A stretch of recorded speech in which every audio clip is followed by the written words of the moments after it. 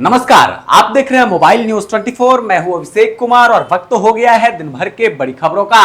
रूस ने यूक्रेन के ऊर्जा ठिकानों पर शनिवार को ड्रोन और मिसाइल से हमला किया। इस घटना में कम से कम 19 लोगों के घायल होने की खबर है। वहीं रूसी हमले ने सरकार को देश भर में बिजली आपूर्ति ठप करने के लिए मजबूर कर दिया है।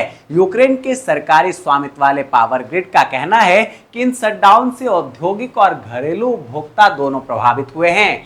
वोटिंग खत्म होते ही एक्शन मोड में दिखे पीएम नरेंद्र मोदी।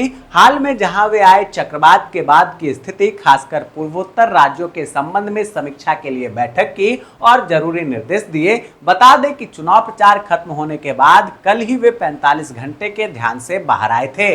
कांग्रेस नेता जयराम रमेश ने दावा किया कि गृह मंत्री अमित शाह ने 4 जून को लोकसभा चुनाव की मतगणना से पहले 150 जिला मजिस्ट्रेट और कलेक्टर को फोन किया। जयराम रमेश के इस दावे के बाद चुनाव आयोग ने उन्हें पत्र लिखकर इस बारे में जवाब मांगा है। चुनाव आयोग ने उनसे रविवार शाम 7 बजे तक अपने दावे का ब्यौरा साझा करने को कहा है, नहीं तो उनके खिलाफ कार्रवाई की जाएगी। एग्जिट पोल में भाजपा को 300 से ज्यादा सीटें जीतने के दावे के बाद केंद्रीय मंत्री रामदास अठावले ने बड़ा दावा किया। उन्होंने कहा कि एग्जिट पोल के अनुमान से अधिक लोकसभा सीटें भाजपा को मिलेगी और एनडीए 543 सदस्यों वाले लोकसभा में 400 से अधिक सीटें जीतेगी। कांग्रेस के पूर्व नेता आचार्य प्रमोद कृष्णम ने पीएम मोदी और आगामी चुनावी नतीजे को लेकर भविष्यवाणी की है। आचार्य प्रमोद कृष्णम ने कहा कि 4 जून को जो भी परिणाम आएगा वो चौंकाने वाला होगा। एग्जिट पोल से ज्यादा सीटें आएंगी। देश की जनता फिर एक बार नरेंद्र मोदी को देश के पीएम पद पर आसीन करेगी। कांग्रेस नेता राहुल गांधी को बेंगलुरु की एक अदालत ने भारतीय जनता पार्टी द्वारा उनके खिलाफ दायर मानहानि के मामले में 7 जून को बिना नागा व्यक्तिगत रूप से पेश होने का निर्देश दिया। बता दें कि विज्ञापनों में कांग्रेस पार्टी ने आरोप लगाया था कि भाजपा जब राज्य के सत्ता में थी तो सार्वजनिक कार्यों के निष्पादन के लिए ठेकेदारों और अन्य लोगों से 40% तक का रिश्वत लिया जा रहा था।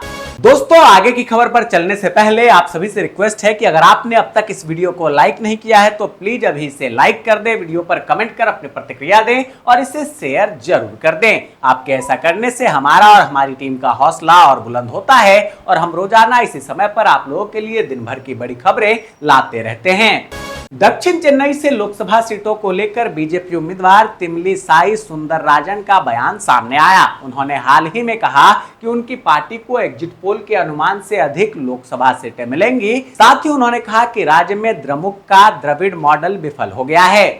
अरुणाचल प्रदेश विधानसभा चुनाव 2024 के परिणाम में भारतीय जनता पार्टी को प्रचंड बहुमत मिला है, जहां राज्य की 60 विधानसभा सीटों में से 42 पर भाजपा ने जीत दर्ज की है। वहीं सिक्किम में कांग्रेस पार्टी से ज्यादा नोटा को वोट मिला है, जहां एसकेएम को 32 में से 31 सीटों पर जीत मिली है। एग्जिट पोल के आंकड़ों के बाद सपा मुखिया अखिलेश यादव ने अपनी पहली प्रतिक्रिया व्यक्त की है। अखिलेश यादव ने कहा कि एग्जिट पोल का आधार ईवीएम नहीं बल्कि डीएम है। प्रशासन याद रखे कि जनशक्ति से बड़ा बल और कोई नहीं होता। बिहार के शिक्षा सचिव के पाठक की छुट्टी हुई मंजूर। सीएम नीतीश कुमार के प्रधान सचिव एस सिद्धार्थ को मिला विभाग का अतिरिक्त प्रभार। दिल्ली के सीएम अरविंद केजरीवाल ने तिहाड़ जेल पहुंचकर आज सरेंडर किया। इससे पहले केजरीवाल ने कहा कि आज मैं इसलिए जेल जा रहा हूं कि मैंने कोई भ्रष्टाचार नहीं किया है, बल्कि मैं जेल इसलिए जा रहा हूं क्योंकि मैंने तानाशाही के खिलाफ आवाज उठाने की जुर्रत की है। पंजाब के फतेहगढ़ साहिब में रेल हादसा हो गया। यहाँ 2 मालगाड़ियां आपस में टकरा गई। एक मालगाड़ी का इंजन पलट गया और पैसेंजर गाड़ी भी इसके लपेटे में आ गई। इस हादसे में 2 लोको पायलट के घायल होने की जानकारी है। भीषण गर्मी के बीच राष्ट्रीय राजधानी दिल्ली में जल संकट पैदा हो गया है। पानी की आपूर्ति की कमी के बीच दिल्ली की जल मंत्री आतिशी ने इसे लेकर उत्तर प्रदेश के मुख्यमंत्री योगी आदित्यनाथ और हरियाणा के मुख्यमंत्री नायब सिंह सैनी को पत्र लिखा है। इस पत्र में आतिशी ने सीएम योगी और नायब सिंह सैनी से मानसून आने तक दिल्ली के लिए अतिरिक्त पानी छोड़ने का अनुरोध किया है। उत्तराखंड के नगर निगम, नगर पालिका और नगर पंचायतों में सरकार ने प्रशासकों का कार्यकाल 3 महीने के लिए बढ़ा दिया है। प्रदेश में लोकसभा चुनाव की आदर्श आचार संहिता प्रभावी होने के कारण नगर निकायों की निर्वाचन प्रक्रिया संपन्न होने में देरी हो रही है। छत्तीसगढ़ वासियों को झुलसा देने वाली गर्मी के बीच अब महंगाई का डबल अटैक सहना होगा, क्योंकि प्रदेश में बिजली अब महंगी हो गई है। छत्तीसगढ़ राज्य विद्युत नियामक आयोग ने नया टैरिफ प्लान जारी किया है। इसके तहत घरेलू और गैर घरेलू उपभोक्ताओं की बिजली दरों में 20 पैसे प्रति यूनिट की बढ़ोतरी की गई है। मध्य प्रदेश के मंत्री कैलाश विजयवर्गीय पटना पहुंचे, जहां कैलाश विजयवर्गीय ने एग्जिट पोल और विपक्ष के द्वारा दिए जा रहे बयानों पर कहा कि वह सपना देख रहे हैं। कैलाश विजयवर्गीय ने कहा कि 4 तारीख को उनका सपना टूट जाएगा। हिमाचल प्रदेश कांग्रेस अध्यक्ष प्रतिभा सिंह ने कहा कि लोकसभा चुनाव के नतीजे एग्जिट पोल के विपरीत ही आएंगे। अगर ईवीएम से छेड़छाड़ नहीं की गई तो कांग्रेस के पक्ष में ही चुनाव परिणाम आने वाला है। पश्चिम बंगाल के संदेशखाली में शुरू हुई हिंसा रुकने का नाम नहीं ले रही है, जहां कल वोटिंग के दौरान एक युवक का सिर फट गया था, जिसके बाद इलाके में पहुंची पुलिस और महिलाओं की भिड़ंत हो गई थी। महाराष्ट्र के एग्जिट पोल पर एकनाथ शिंदे गुट की शिवसेना की तरफ से पहली प्रतिक्रिया सामने आई है, जहां शिवसेना नेता संजय निरुपम ने कहा कि 4 जून को क्या होगा यह एग्जिट पोल से पता नहीं चल सकता। मेरा मानना है कि महाराष्ट्र में एनडीए लगभग उतने ही वोट से जीतेगी जितनी पिछली बार जीती थी, और उसे निश्चित रूप से कोई नुकसान नहीं होगा। गुजरात एटीएस ने अहमदाबाद इंटरनेशनल एयरपोर्ट पर 4 आतंकियों को गिरफ्तार किया था। अब इन चारों श्रीलंकन आतंकियों का प्रमुख सूत्रधार और हैंडलर उस्मान पुष्पराज गोराड कोलंबो में पकड़ा गया है, जिसे गुजरात लाने के लिए जल्द ही गुजरात एटीएस कोलंबो रवाना होगी।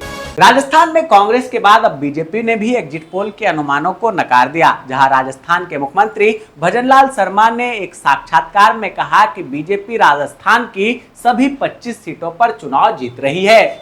पोषक तत्वों से भरपूर मखाने सेहत के लिए बेहद फायदेमंद होते हैं। इनके सेवन से हार्ट अटैक का खतरा कम होता है, ब्लड शुगर लेवल नियंत्रित रहता है और पाचन से जुड़ी समस्याएं भी दूर होती है। इसे भूनकर खाने के अलावा आप इसके कई तरह की रेसिपीज बनाकर भी खा सकते हैं। एम्स गुवाहाटी में फैकल्टी के रिक्त पदों को भरने के लिए भर्ती निकाली गई है। इस भर्ती के लिए एप्लीकेशन प्रोसेस शुरू हो गई है, जो 17 जून तक जारी रहेगी। जो भी अभ्यर्थी इस भर्ती के लिए आवेदन करना चाहते हैं वे amsguwahati.ac.in पर जाकर आवेदन प्रक्रिया पूर्ण कर सकते हैं। जी हाँ दोस्तों, मैं देख पा रहा हूँ कि आप में से अधिकतर लोगों ने इस वीडियो को लाइक किया है, कमेंट कर अपनी प्रतिक्रिया भी दी है और इसे शेयर भी किया है, लेकिन अभी भी कुछ लोग बाकी हैं, इसलिए उनसे रिक्वेस्ट है कि प्लीज प्लीज प्लीज आप भी वीडियो को लाइक कर दें, कमेंट कर अपनी प्रतिक्रिया दें और इसे शेयर जरूर कर दें। दोस्तों, ये थी दिन भर की बड़ी खबरें। ऐसे ही खबरों से अपडेट रहने के लिए चैनल पर नए हैं तो अभी चैनल को सब्सक्राइब कर लें, नोटिफिकेशन बेल के ऑल ऑप्शन को दबा दें, वीडियो को लाइक और शेयर करना बिल्कुल ना भूलें, ताकि देश और दुनिया की तमाम खबरों से आपके साथ साथ आपके जानने वाले भी रह सके अपडेट।